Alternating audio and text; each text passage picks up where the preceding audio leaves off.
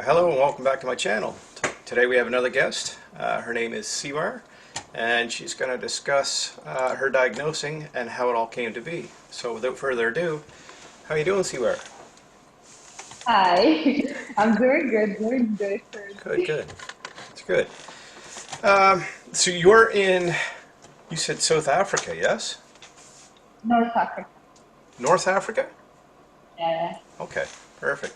Uh, so what age did you were you diagnosed with bipolar? Is it bipolar 1 or 2? It's bipolar 2, and currently I'm 27. I've been officially diagnosed at the age of 18. 18? Okay. Yeah. Like everything started at the age of 14, but I seek professional help at the age of 18, and that's when I got my diagnosis. Okay. Could you tell the audience what the symptoms were leading up to that diagnosing and how it came to be?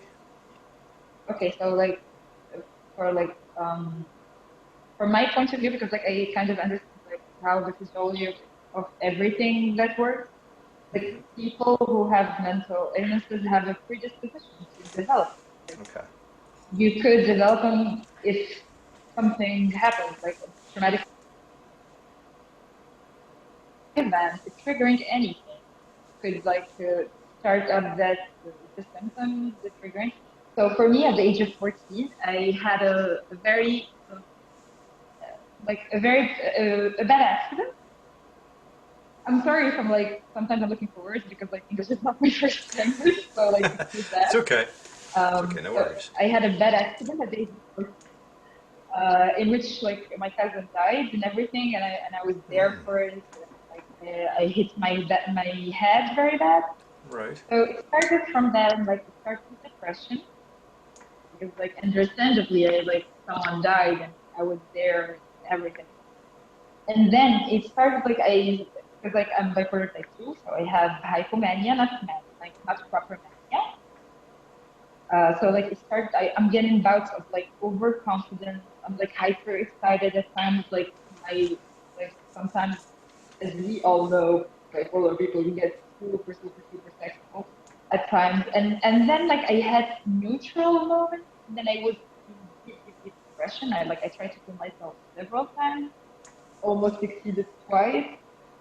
So yeah, like it started like that, and then I was always interested in psychology, so I read a lot. And at the age of 18, I had a very bad suicide attempt, and I decided that I should probably seek help because I'm still 18 and I'm gonna be like not only am I impulsive because of my mental illness, but I'm also impulsive because I'm a fucking teenager. So yeah. Yeah, exactly. Just a quick question. Is it possible to remove the mask? Because there's a bit of a lag feedback. Are Yeah, you? sure. Yeah. Okay. Perfect. Yeah. Because what I'm finding is like it's very echoey, and it's probably your surroundings too, the room that might be causing that. But okay. Sorry, I didn't Yeah, mean I'm to in a interrupt you. busy room right Middle of now. a your story there. Go ahead. Yeah. So yeah, like I got like professional help at the age of 18. I started getting treatments for it, but as everyone that like struggles with a mental illness, you don't always your doctors gives you you're not always on meds. So like I wasn't like like even right now, like I'm 27 and I'm just going back on my meds again So you've been off some meds since your right diagnosis, yeah? now. Like I Okay. stopped for How long was it? yeah, I've been on and off meds for a very long time. Okay. Like the longest I stayed on meds was 3 years. 3 years. So what makes Mm. you feel like you want to come off and then, start your regimen of medications back up again? What's the main? Okay. Okay, so like the main thing that anyone that has a mental illness should like consider is having a good emotional support system. Yeah, 100% agree with that. And yeah, and with family and then friends. And Okay. for me, like I didn't have that. Oh, Like my that family, sorry, my that audio is much better. It's clear. Yeah. Sorry, go ahead. wait. I stopped hearing you for a Uh second. oh. Okay, wait. That technology can be a bugger at times, right? I'm gonna take Yeah. the AirPods off because Okay. those Oh, for. oh, perfect. There we are. Yeah. Okay. Okay, so I said like you need a good emotional support system, and I didn't have that with my family for very long. Like I still don't have that with my family. Like they're in denial that I should be treated. But Oh, like as I so said, so they don't believe in the pharmaceutical industry and their yeah, idea of pushing drugs, eh? they think like when it comes to mental illness, you're your own doctor. Like they don't understand that like for for example, like bipolar, we need treatment for life. If like there is the possibility that you could get treatment for like let's say 10 years and then you're then still deprived of those and then you can get off your meds like in a very slow manner. But like in general, people usually opt for like leaving the treatments for life because like if you reach that stability, you do not want to compromise it. Well, see, that's what I found too. Years past when I was It's on all heavy about like drugs. regulating. Yeah, I was on a lot of drugs for bipolar one from the age of 19 until I was like 38, 39. And Mm-hmm. you know, I tell my story 1,000 times over. Like that wrecked me. I was on a high dose of lithium, and it destroyed my kidneys and other functioning organs. And I had to taper off, Yeah, lithium right? is like yeah, like lithium is one of the best meds to treat bipolar, but also one of the worst side effects you could possibly get from a drug. Yeah, it's kind of like the gold star for the treatment of bipolar one, or it was at Yeah, least years past. But yeah. For them, like they're opting for like second generation neuroleptics, which is what I'm yeah, going on right now. Because like okay. yes, it's very like cost wise, it's costing me a lot because So you don't have family has coverage for that, eh? insurance. You don't have insurance for that? Yeah, we don't have Ooh, insurance, and yeah, that's a bit of a doozy, isn't it? I want to keep my records like I want to keep my treatment off the record.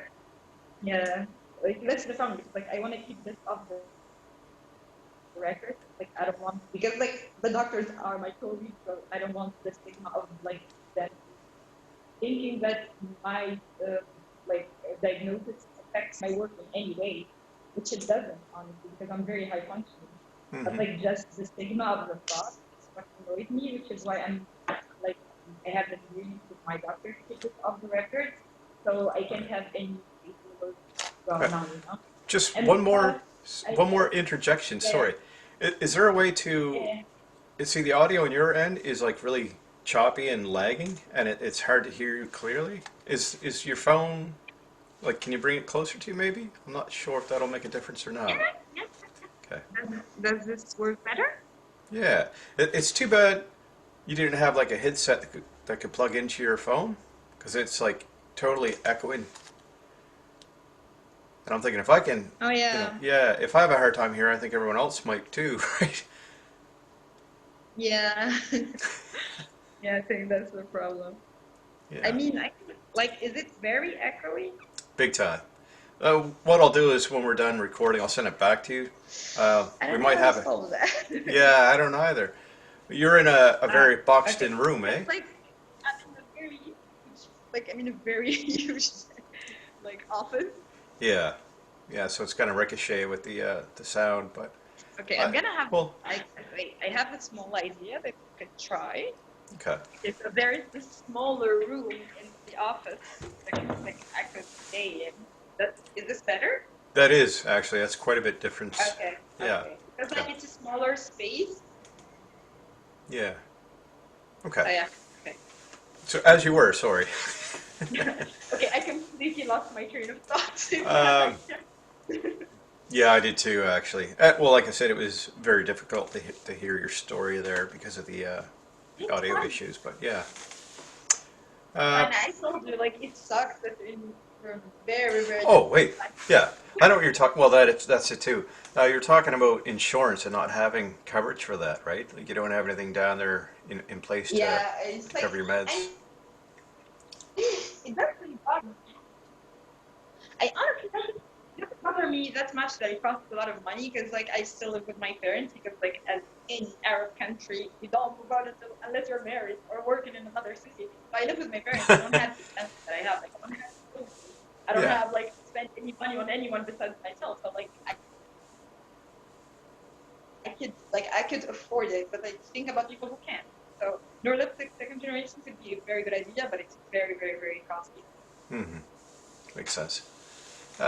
So what's your long-term goal? Like, do you feel like you're only going to be stabilized on a lifetime of medication that's therapeutic on And your? that's a very tricky question because, like, as my doctor always says, doctors make the worst patients. Yeah. Mm.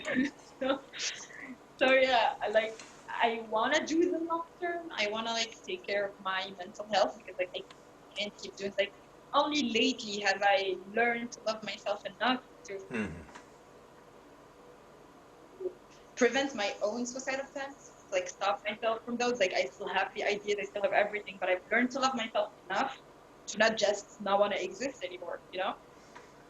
And Okay. it was a very bumpy road. So like I'm kind of heading towards accepting like that I could potentially take them for life, you know?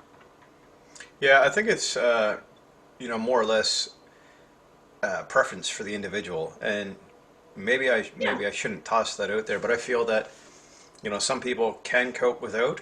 I'm one of them. I'm living proof. Next month will be 3 years without medication for me, and There are uh, other alternatives. There are exercise. There are yeah, a lot of exactly. things you could do, Yeah. meditation and stuff. For me, I'm allergic to exercising, so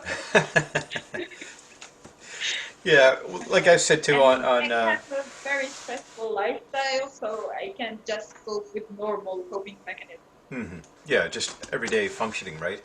Um, yeah, I've said it 1,000 times over, and I'll keep saying it that for me, and probably the general scale of people, meditation is a very therapeutic tool Yeah, and practice that can help you navigate through each and every day's heavy tasks, if you will.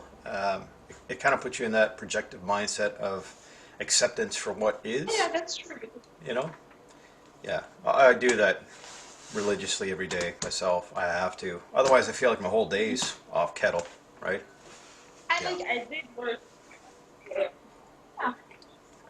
I worked with a psychologist, not a psychiatrist, like on how to meditate, how to like Nice. reprogram your own brain, how to like cope with without. Because Hmm. like as I said, like I've been off them now for like 1 year and a half. I've been off Wow. my meds. Like it was hard. It was very, very, very hard, which is why I took the decision to go back on my meds because like Hmm. I have a very hectic lifestyle. I have to do a lot of night shifts. I have to like Yeah, that's work tough. and like funnily enough, currently as like a resident, I'm like I work at the psych ward, which is a very funny experience on its own because like I have to be there, I have to be present, I have to listen to their problems, I have to give them advice that I don't take personally, Yeah, which is it's easier to be the teacher than the student. Yeah, it's tough. I exactly, know. and like you have to like some people you could like just talk to like spend 15 minutes and it's fine. Some people you have to take 1 hour with. It's Yep, very emotionally taxing to just be there very much. for someone else without projecting on them. Like Yeah, try to it's help them from a very neutral point of view. yeah, it's difficult to maintain that space for them. Yeah, Perhaps if you're not able to give that energy because it's exactly. lacking for yourself, right? Yeah. It's a tough situation. I think my Yeah, my glasses are doctor also crooked. like my senior doctor Hmm. always said like have compassion, not empathy. Like be compassionate, but don't be empathetic. Because like the moment you're too invested, you can just like the patient doesn't always see you, so you can't have them too invested with you because that's gonna hurt like the whole thing. So yeah, it's a very tricky waters to trade. Yeah, it's quite difficult to keep yourself grounded in those situations. I know that even as a an individual talking to regular Joes. And then like being on like having the insight of what like your your psychiatrist actually think of you. Yeah, I often wonder They're that sitting in the talking to you, hot like seat. they're analyzing you. It's very Yeah, unnerving. So it is. actually, it's like you find yourself at moments where like, is this what my doctor thinks of me whenever I say this and this and that? Like, should I be stopping to say these things? Yeah. Yeah, I always found sitting in the hot seat with the psychiatrist years past, I always felt like I had to carefully word what I was about to say because I didn't want to project, you know, internal internal turmoil that was going to have me locked up or, sedated even more Exactly. so. Like, you And need to not say things to get you locked up. yeah, well, I don't know about you, but I've been in two different institutions for the mental health crisis that I was enduring, and it wasn't a pleasant experience by far. Yeah, Um, I can imagine. I personally wasn't ever hospitalized, which honestly, on my part, I think it was a very, very poor judgment. oh, you froze. Siwar? Hello? Of whoever doctor saw me at the emergency after my suicidal attempt. Yeah, I'm sorry, Oh, my dad told me so. Did that. yeah, we keep Yeah, yeah, freezing. yeah. That was fun. I So don't know what yeah, happened. no, because like I'm using data and my dad just told me, so Oh no. You don't have Wi-Fi there? we do, but I don't feel like using it. Because like my data is good. Like Okay. here is like this because like this is the what's the name of it again? Capital, yeah, this is the capital. Okay. Okay. All right. Um, so right now, currently, are you on medication for bipolar 2? Today I'm starting. Actually, funnily enough, Sorry, what was that? today I'm starting again. Yeah, Oh, you're starting again today. So how long has it been up until today since you've been off your a year and a medication? half. Year Oh and a half. shit. Okay, I get you. Yeah, yeah. Kudos. Okay. So uh, what made you decide that today's the day to start medicating? Do you feel overwhelmed and you I know? mean, it took me a month of anxiety before going to a psychiatrist, and then a month before buying the meds. Okay. Was there things happening within your life at that time that you felt it was necessary Yeah, to go yeah. on? Yeah, Yeah. because like, I've been stable for a year and a half because most of that time I wasn't living with my family because of work. I moved out, so I was living alone. So I was like my emotional support system was just my friends. Yeah, Like that I can be didn't have tough. contact with my family and everything Okay. because like I kind of have a toxic environment at home. So like yeah, now I'm back on it because like I'm back home for a while and I'm gonna have to stay there for a while and I can't just cope with my normal coping mechanisms with them because like they trigger me so much. Yeah, that'll happen. The externals Yeah, and around I you can don't really want set my you off. progress, like the mental work I've done for a year and a half, just To go up in smoke, like, yeah. be lost like that. Yeah, makes sense. Makes sense. Yeah, I think Hmm. I've been doing a lot of work on myself and I do not want to do this. Well, that's it. When you invest so much time and articulate that shadow work to get over those rough hurdles and whatnot, to slip back Exactly. down that slippery slope, all because of, the way we perceive things or life's expectations or whatever. It's Exactly. yeah, it's a tricky situation for sure. Yeah. Um, It's like I get it, like some toxic people you can't get out of your life, but it doesn't mean you can allow anyone to like hinder your progress or anything. So that's right. if And you need an extra push, like the help of a psychiatrist, you should just get that. Like you should learn ways, like you should learn new coping mechanisms yeah, and setting up boundaries is a to cope with that toxicity in a way that you don't perceive as toxicity anymore. Oh, it doesn't bother you. yeah. What I found for myself when I was medicated and going through therapy is I was I found it very difficult to put up boundaries between myself and others. Always people pleasing because you felt like you're in a position where you weren't um, considered on the same playing field as other people around you. You felt lesser. So it's kind Yeah. of like, yeah, a very compliant character. the yes man to everything, just to You feel like you have to justify the compensate situation. for the lack Yeah, right, exactly. difference. Yeah. And what I found was as I was going through the tapering of my medicine, I started standing up for myself and, sounding off like I should and having a voice that could radiate. And people were like, wow, we don't even recognize you anymore. It's like, well, Exactly. I don't want to be the guy that's taking the brunt for everything, man. I got a voice, I got ideologies, and I think they're just as important as the next person. So it's been a long journey for me too. I mean, 20 years on meds, last 3 years trying to get my life sorted out, and was sick with all of it too. Toxicity levels, going vegan, being treated for arthritis. Like it's been a hectic road Yeah. and journey trying It's to a get jerk, some clarity. yeah. Yeah, but my motto is never give up. I got a T-shirt that I mentioned in another podcast. It's a frog squeezing a seagull's neck or whatever kind of bird it is. It's trying to swallow the frog. He's choking him like, you're not going to swallow me like that, right? Um, like especially when you've gone this far. I mean, why stop now, right? Um, I've been You have to suicidal. learn to like live for yourself, to stop looking for others.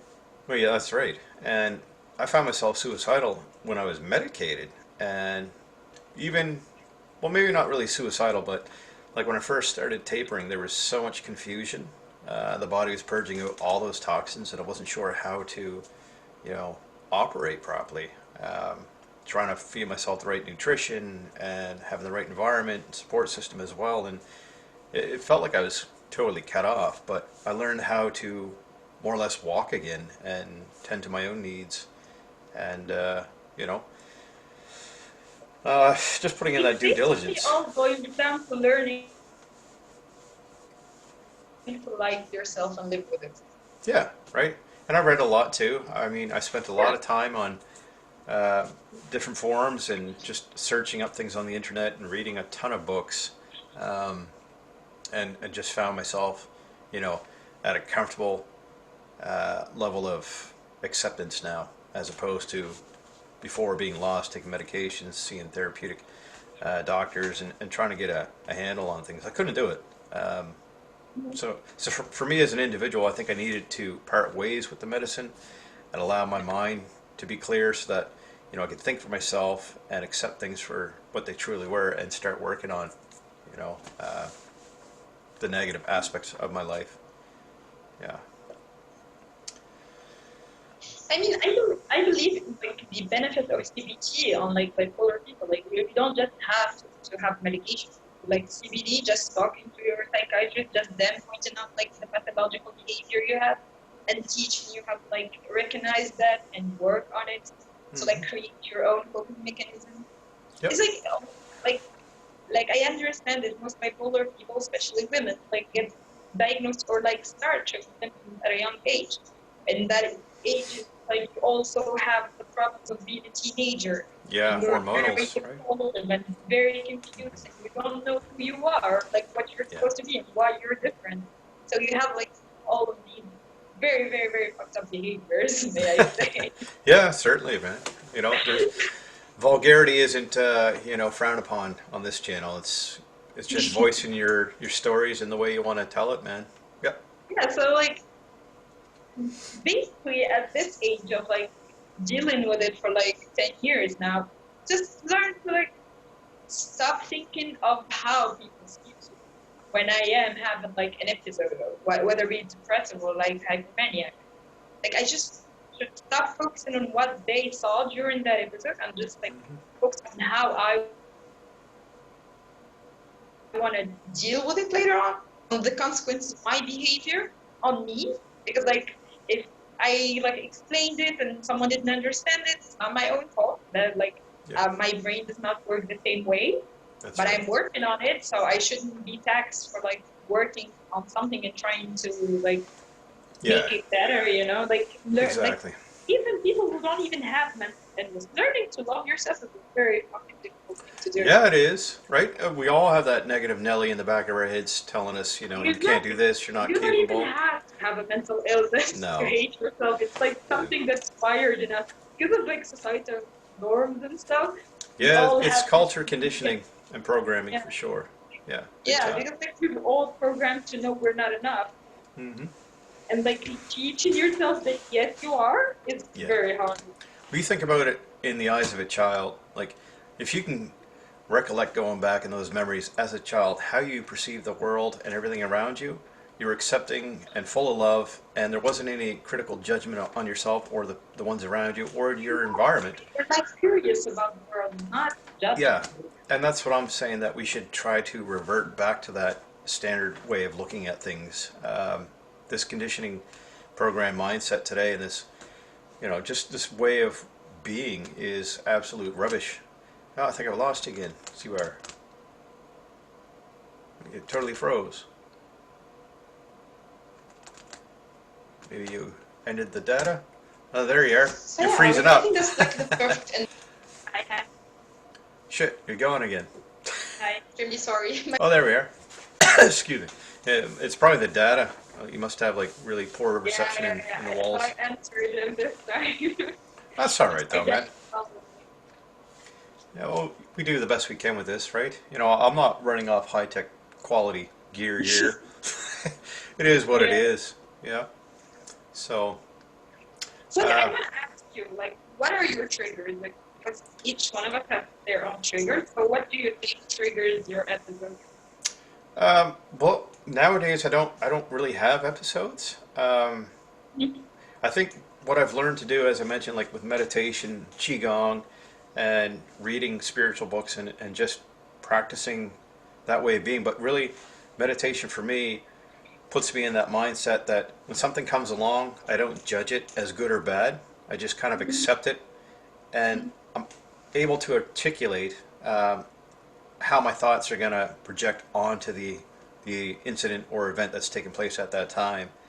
And it kind of like allows you to hit the pause button before you react in a certain manner, whether it's positive or negative. And for me, that's very crucial.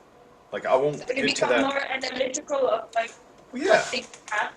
exactly, right? Because before I would go from 0 to 100 within Yeah. milliseconds, just react and flip off, be angry at somebody, shoot my mouth off, and now I actually have that. It's almost like you're freezing time, and you're circulating your ideas around everything, and your words are carefully deciphered before they're tossed out. You know, Yeah. so I Like think, that's what I do also. Whenever like I'm in a situation when I'm very, very, very angry, what I ask my friends to do is just like breathe. hmm Let me think about it. Let me consider why I'm angry and if it's reasonable or not. Do not tell me if it's unreasonable. Let me decide whether I'm reasonable or not. And yeah, then when I'm like calmer in a better headspace, we can like review this and talk because like I believe in communication a well, that's lot. it. Because like as a child, we were like always told that the adults are always right and whatever you're feeling is wrong. So I believe in communication. Yeah, you know, I live by communication. So whenever there's a trouble, like a problem, whatever, or a conflict with me and my friends, I just say, let me calm down because right now I'm gonna say words that's gonna hurt us in the future. So just let me have my moment. Let me cool down, and then you can revisit this like in a better headspace. And you can tell me how I made you feel, and I can tell you how I made you feel, like how you made me feel, and then like we can go over it. Like honestly, communication is key. Whenever you're too angry or too irrational, even you recognize you're being irrational, just like leave and go back to it. It's like yeah. it's way better than two different Siwar, or something. your audio and video's cutting in and out really bad too. Again, I wonder if it's the location. Are you able to maybe move around? I don't know if that's going to make a difference with data though. Is this better? It kind of comes and goes. Like, well, you'll see it when I send you the link. And um, I was going to mention too that when you're looking through the eyes of a child's perspective on life, if we could, as a collective whole, give back to that way of seeing things, I think we'd all be winning. With or without a mental illness or diagnosing or labels. Way simpler way of seeing life. Less like you put away all the complications and it just boils down to what support and system. Yeah, very much. So Mhm. you mentioned that earlier in the conversation, your parents weren't very supportive of your diagnosings and thinks that your Yeah. medication isn't helpful. Is that it? Is it like traditional in your culture that mental illnesses don't exist, or they? Is it like a It's not reflection on about them? it's not like it's not about that they don't believe in mental illnesses. Like we do believe in mental illnesses. Like my particular problem with it, like is specifically my mom, because like my dad is just like whatever you want, take meds, take meds. I don't care as long as you're good. But like for my mom, it's like she feels that it's her fault, and she That's refuses what to I. accept that. Yeah. See, that's what I was It's like thinking. if there is something wrong with my child, it's my own fault. Therefore, if it's not there, she's not taking medication, it's not wrong, and I didn't do a bad job. You know, kind of mentality. Yeah, that makes sense. That totally makes sense. And that's what happens with a lot of people today. And that's where the stigma sits around that, with the families. Like, oh my God, if my child is broken, I must have done something wrong. And I can't allow the public eye to see that because that's a reflection of myself. And that's unfortunate, right?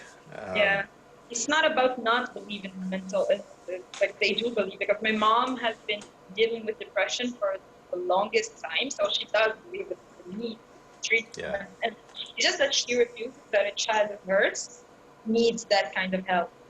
Yeah, Like that makes sense. for her, in her mind, she fucked up so bad that one of her children is like that. But like I tried to explain, it's a predisposition. It just Yeah. happens. Not But not anyone's fault. that's right. But yeah, she's still in denial for that. For her, like her children has to be perfect. Well, a couple of things to touch bases on that is, if you think about it, they say predisposition, genetically, passed down. When you think water has memory, okay, and we're 75 to 80% water-filled bodies, and when you're being birthed, or even before, when you're in your mother's womb, everything that she feels, you feel, because you're connected to her naturally, right? And all those memories that she's had even before your time get passed down through to you. And then you face the externals of the expectations of the world, and all those things are enhanced, and they're weighing on your shoulders and your head. So, really, though, when you think about it, who the fuck isn't depressed in this world at some given point, right? With or without a diagnosis and a label. This world is cruel, it's difficult, but if you can just find your niche and, a way that you can progress in a positive manner, to give back. That's kind of why I'm doing this platform too. Like, I love hearing people's stories about what they've gone through, because it's allowing them to heal themselves, and in turn allows me to heal myself. So sharing is caring. I've always said that, right? Um, and I'm not trying to Like benefit and gain from hearing what anything people but go that. through, relating to their Yeah, experience, makes you feel more normal. exactly. Even though I hate the word normal, Well, I I do really hate too. that word because it creates more Yeah, stigma. But it makes you feel like you're not you're not alone, right? different if there's a like go through the same thing that you are. Yeah.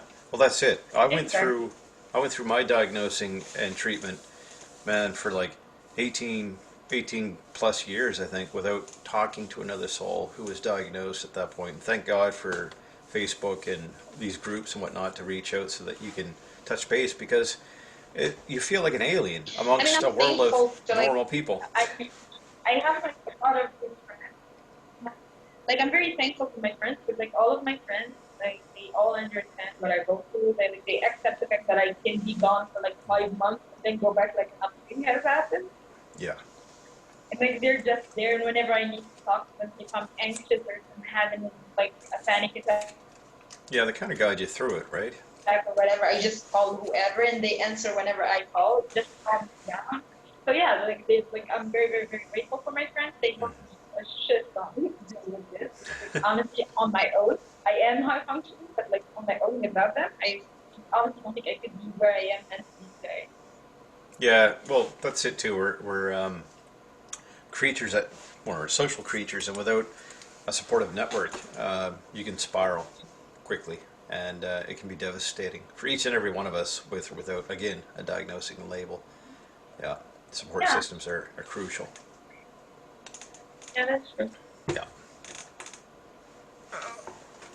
So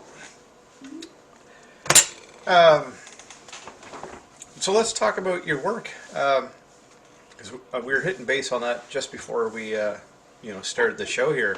Um, how do you get through a week? I mean, like you're working full time there with these patients too, eh? Mhm. Yeah. Yeah. And so when you hear their stories, is it kind of riveting for you? Like, um, as I mentioned, for us to have this platform and share our stories, it must be the same categorized idea for you to be in there in that work environment to hear their stories. Um, Yeah. I suppose you really can't uh, relish too much in your life and your ordeals with them, but you can hear their stories. So that's probably kind of helpful and healing for you as well. Yeah.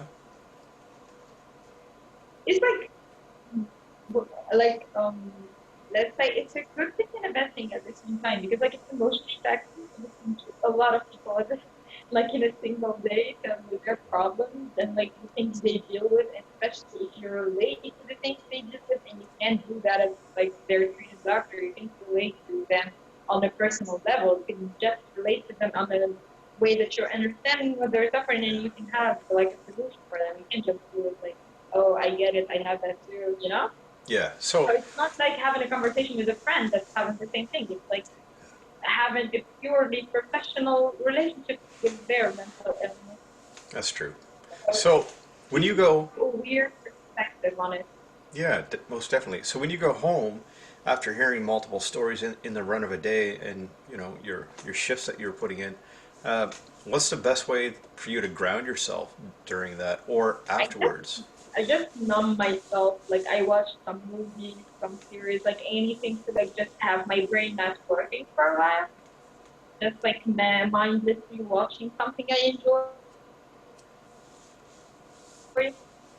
like Makes reminding sense. myself of the things that I enjoy, the things that I want. Perfect. Right?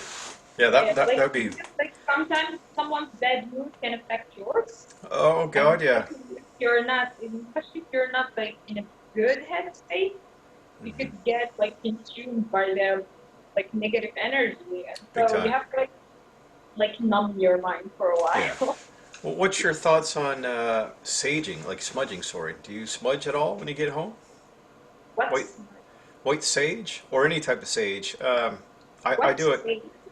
Oh, What does it it's mean? Like well. I don't See, understand. yeah, I'm not understanding. it's something that the natives have done for thousands of years. Is And it the thingy that they turn like they just burn and then they do this? yeah, right. It's kind of like an incense. Um, Oh, okay, and okay, I get and it. it, yeah, it purifies the energies around you. And for me, like if I feel like I'm in a bogged down mode and feeling kind of moody and whatnot, and it might be from people coming in my house or me going somewheres, and then I feel like I've got chemical sensitivity issues, and the way I relate this uh, in comparison is simply they're like one of the same. When I go and I gotta bring home chemicals from other people, or they come to my house, I can smell that shit lingering forever. That That's the yeah, it's the same way with thing is because like for me, like I don't do that. I have crystals at home. And like for my room, nobody enters my room, so it's my space. Whenever I go home, that's just mine. Like no one's okay, gonna come in there. So it's but just my okay, energy in there.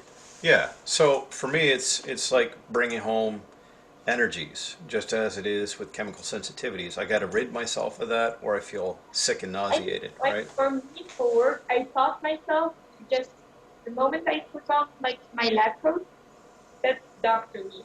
The moment I Nice. So it's kind of like a change, light take it off, switch. Yeah. that's just me. Like I can take off all like I can take off all of the responsibilities, all of the things that I can say, and I can just be me. Like that's doctor me, that's professional me. And Hmm. right now I don't need to be professional, so I can like switch off, and just not deal with it anymore. Nice. Unless Yeah. I have to, I don't. Yeah. See, a lot of people bring that home. They think that whoever they are at work, they have to be that way at home, but that really messes up with the chemistry and formula of your homestead. I'm very different at work than I am in my personal life. Yeah, It's exactly. like the boundaries, they're very, very, very, very, very strong. Well, it's good that you have that in place too to protect yourself, right? Yeah, Yeah, that's awesome. Right on. So like I like understand the danger of losing myself in like between both worlds. So Hmm. I'm like, nah, I can do that to myself right now. Yeah, that can happen quite easily too if you allow it, right? So it's good that you're aware of that. That's awesome. All right. Yeah, So yeah. now, for most, I guess I'll just ask it directly.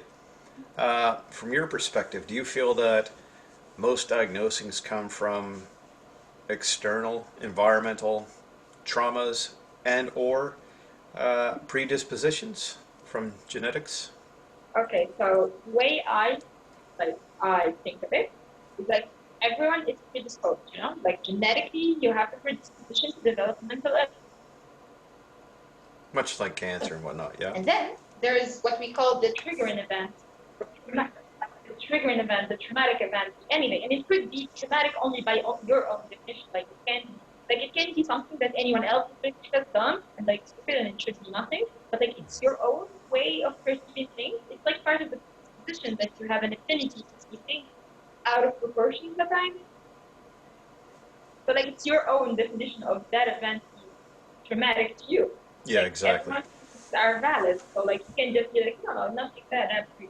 Like for me, like I had suicide like just for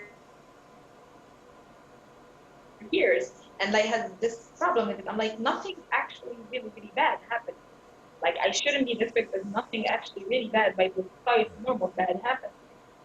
And like I had to like deal with accepting that I define what's bad for me. Like I don't Yeah, have to for like society to tell me that that event is traumatic to me. Like I can have trauma from dumb things. It's my experience and I get to live it. yeah. That's what I find too is that, when you deal with these traumas in a positive light, and you don't hold on to them and suppress them, that's when you actually have growth spiritually, emotionally, physically, and mentally. All those values are Yeah. collaborated together to complete, as whole as you can be in a human form. And a lot of us, everybody out there, they've got a lot of shadow work to do. And I think that's our due diligence, sorry, not our due diligence, but our duty as a sole individual is to work on yourself so that you can be a better version of yourself for yourself and the people around you, right? But it takes Yeah. time and it's not easy, and it's like anything else. Like I get spiritual awakening groups, and there's 1,001 questions a day that people are, you know, talking about. Sorry, Yeah. you just But like I think I need to like your audio totally went out there. See where? yeah, I kind of need to like the next year. We just leave the space. Sorry, I missed that whole bit. I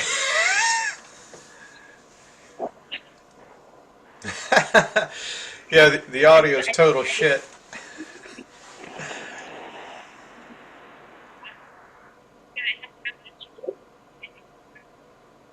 Yeah, still can't hear. Like, Said I have oh, you have to leave? yeah. Oh, okay. Now I get you. Yeah. Well, that's probably perfect timing, anyways. Um, that sucks that it's really getting out to end it here. But is there any other last words you want to toss out to the audience? Maybe a It's hard, right? Like oh it could last like 6 months. yeah. There's like no audio. It's very disconnected. Can you hear me? Okay. Yeah.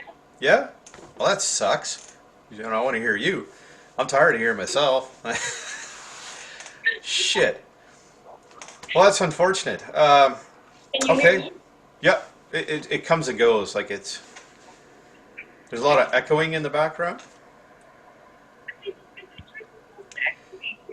Yeah, I don't know if there's a way to enhance that really quickly before we end the podcast or not, but shit. I'm gonna try to go into more smaller room.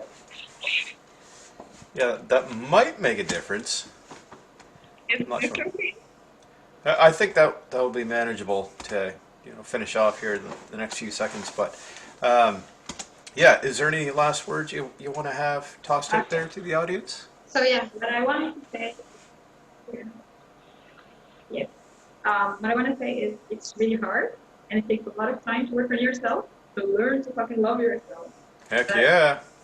With a good emotional support system, and it doesn't have to be your family, it can be your friends, it can be your like special someone. Just like have a solid system.